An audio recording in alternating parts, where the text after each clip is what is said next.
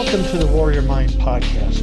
This is where mental strength, emotional mastery, and human potential meet real life.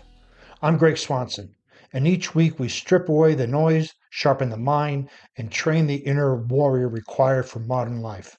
Let's get into today's podcast. Surprise, this isn't stress. This is Greg Swanson with the Warrior Mind Podcast.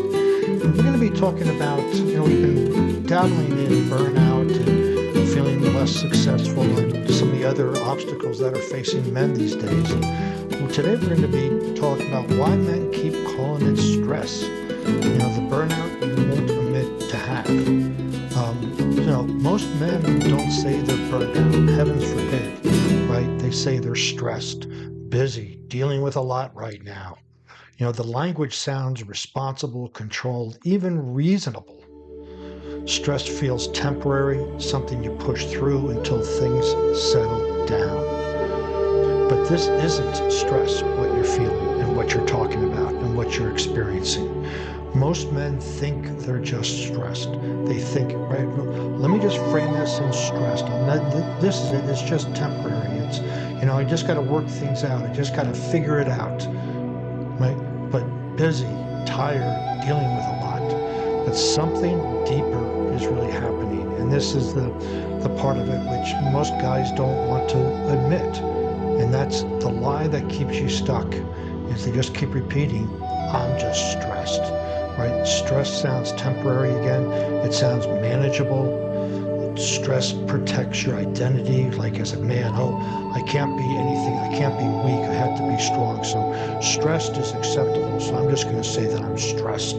But burnout challenges it. When we admit that it's actually burnout, then the work can begin. Then the healing and the recovery can begin, right? The shift you're avoiding when stress becomes something else, right? Things don't settle, they stack. Right, well, let me just have to let things settle down. There's no settling. Things stack on top of each other, right? Work, family, finances, health, fitness, parents, whatever it may be, they don't settle down. They stack on top of each other. And pressure becomes constant. It's a constant pressure, day in and day out, because things don't settle. Things aren't passing. Things aren't just temporary, because they're stacking and they're going to become consistent. And you carry this everywhere, whether you're going to the gym, whether you're going to work. And most likely, if you're at this point, you're probably avoiding working out. You're avoiding doing any healthy things. You say you're going to go, but you go, and then you check your phone and you sit on a piece of equipment for 10, 20 minutes, and you haven't done a single move. And all you do is look at your phone because you're so burned out, but you call it stress, right? So here's symptom one. When you have this burnout, right, is irritability, the short fuse. You're more on edge, right? Somebody could cut you off and you're just going to blow up. Or somebody takes your parking spot and you blow up.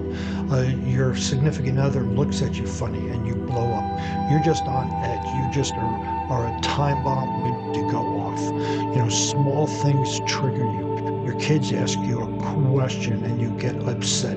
Your boss comes to you and you get irritated, slam around. Things just happen. These small little things, it's like that's the last straw that broke the camel's back, is this short fuse that you have. This is symptom number one, right? And then anger shows up faster than anything else. You're sitting there, you think you're calm, you're quiet, your significant other says something, and then you go into a full-blown rage from 0 to 100 instantly. And this is symptom number one. Symptom number two, numbness. You're just going through the motions. You don't feel much anymore. You go to work, you're not excited about it. You come home, you're not excited about it. You go to the gym, maybe, you're not excited about it. Nothing feels more fun than the Pink Floyd song, Comfortably Numb. That's where you are right now. You just don't feel anything. So with the first symptom, it's overstimulation of anger. The second symptom is actually no feelings whatsoever.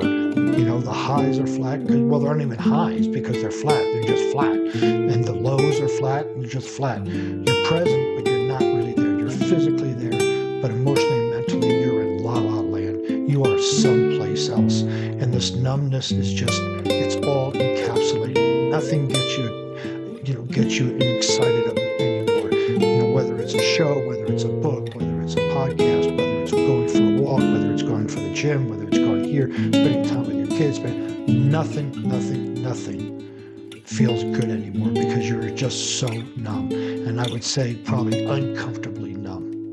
So let's look at number 3, withdrawal. You pull back from people. Conversations feel like an effort. You get into the office and you used to be conversational. You used to have great talks there with your co-workers about things. And now you see them middling around or bubbling around, and you walk around. You avoid the conversations. You avoid the people. You go to perhaps church and it's time to say hello. You dart out the back door. Whatever that may be. You're at the gym and you usually have a bunch of friends who are there. Avoid them. Conversations feel like an effort, so you'd rather not talk at all than put forth the effort. You avoid depth. Hey, how's the weather? How's this? How's your grass growing? Anything to avoid opening up and showing your depth. You just avoid it. It's all so superficial. And then isolation increases quietly. So you come home, you isolate yourself. You don't talk to your family. You don't talk to your friends. You don't talk to any of your close friends. You just don't talk anymore. So you completely pull back from people. You have no engagement whatsoever. This is withdrawal. This is symptom number 3. Hopefully you're not experiencing all of these symptoms, but either one of these you've gone through so far is a really strong indication that you're facing burnout, not stress. And here's number 4. Your fatigue, exhaustion that just doesn't go away. You sleep 6, 7 hours, 8 hours, 9 hours, 10 hours, and you wake up exhausted no matter what. Sleep just doesn't fix it.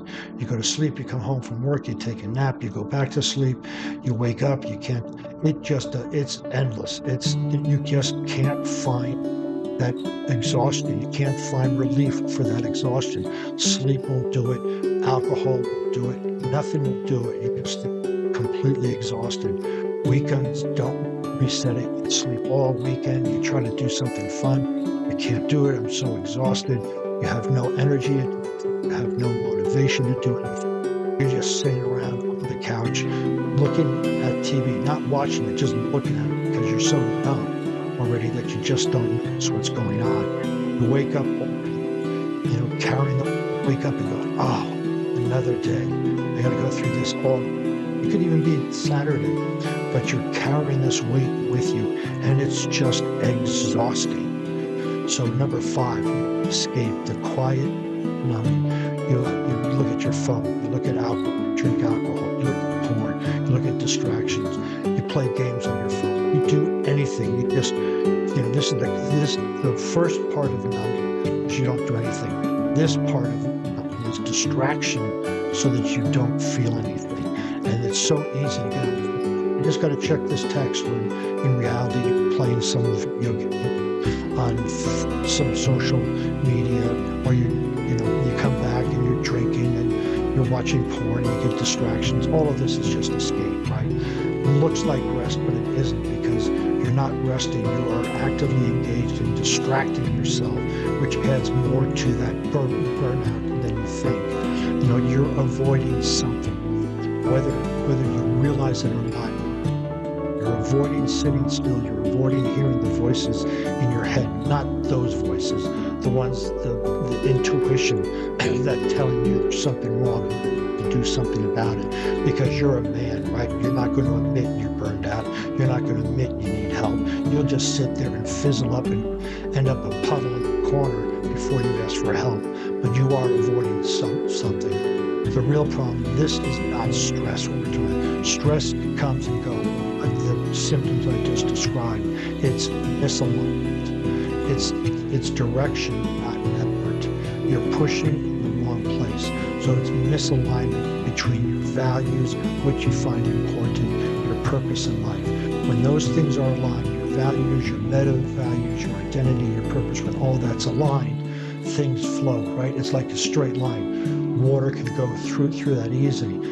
But if it's crinked like a hose, there's a backup, and that backup is causing stress, and that stress is, you are feeling that. And so it's not direction, right? There's not effort. It's, you don't know where you're going, and every place is leading you there, and you're pushing in the wrong place. You're pushing away from what you really need to be looking at. And a lot of burnout is caused deeply inside, is that there's a lack of alignment with your values and your purpose. And when we can align your meta values, those are your larger ones, the regular values and your purpose, when you can align all of those and then connect them together, that's when this burnout starts to resolve itself, because then you'll be able to determine what is important to you, and you'll put your attention on the things that support you as the things that drain you. You know, when you finally stop calling it stress, when you stop mislabeling what's happening, something changes. When you admit to, this is not stress, this is something deeper. You know, the first part is to admit something's wrong. And when you admit it, then it can be changed, right? Not externally at first, but internally, right? It's not, oh, there's something wrong outside there's something wrong with the weather, there's something wrong with this person, there's something wrong. No, there's something misaligned within myself that is causing these symptoms, that is causing this pressure within myself. You know, you stop trying to outwork the problem and start looking at it directly. Often when we, you know, the first signs of burnout, we just go, oh, I just need to work more, I just need to work more. Then you do, you know, 8 hours, 9 hours, 10 hours, 11 hours, 12 hours, and nothing changes. It actually gets worse.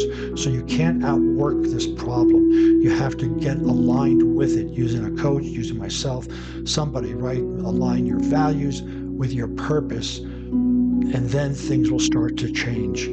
That's where the clarity begins. A man who sees clearly doesn't need more motivation. Again, motivation is external. So you, in the past, you may needed your boss to dangle a bonus in front of you. Maybe your significant other needed to dangle a vacation in front of you. Maybe something there. But when you see clearly who you are, your identity, your values, your purpose, you don't need motivation. You then have inspiration, which comes internally. Inspiration lasts for a long time. Motivation comes and goes. So it needs alignment, right? So to know what you're building actually fits who you are and what you want in your life to become. This is what happens when you know who you are, when you know what you're building, when you know your purpose, when you know your why, things get aligned, and then this labeling stress or burnout stops, and you're able to grasp it and build something great. You know, the decision point now is face it or keep carrying it, right? I've gone through this pretty quickly, but I've emphasized some of the symptoms here. So now you can either face it going, yes, I'm facing burnout, I'm facing misalignment, I'm facing something. This is not just stress. Or you keep carrying it. And you carry it today, tomorrow, the next time. And that weight is going to get heavier and heavier and heavier. The choice is yours. You can do with it what you please, right? This doesn't fix itself. There needs to be an intervention, whether it's through a coach in the early stages to help you, or it'll be through a therapist or a counselor when things completely fall apart. Either way, you're going to need some help with this. And it's okay, because us men, we hate to ask for help, but you know what? After we ask for it and get it, life improves tremendously. And then we go, what did I wait so long for? You know, either it gets faced or it gets worse. This is it. I mean, this is things that are just common sense, that you're experiencing something, either you face it or it gets worse. Ignoring it doesn't make it go away. And so this is why I developed the Resilient Man framework. It's a free PDF that you can download that goes through some of the steps for self-healing and self-correction. Once you get those and look at it, you can reach out for me to get a discovery call. We can dive deeper into it, or reach out to another coach. But I encourage you to download that Resilient Man framework. You can find this if you're watching this on YouTube. A link will be Below that, if you're listening to this on a podcast, go back to my website where the podcast is hosted and you'll see the link there. But it identifies misalignment. It stabilizes what's breaking. It rebuilds strength that lasts.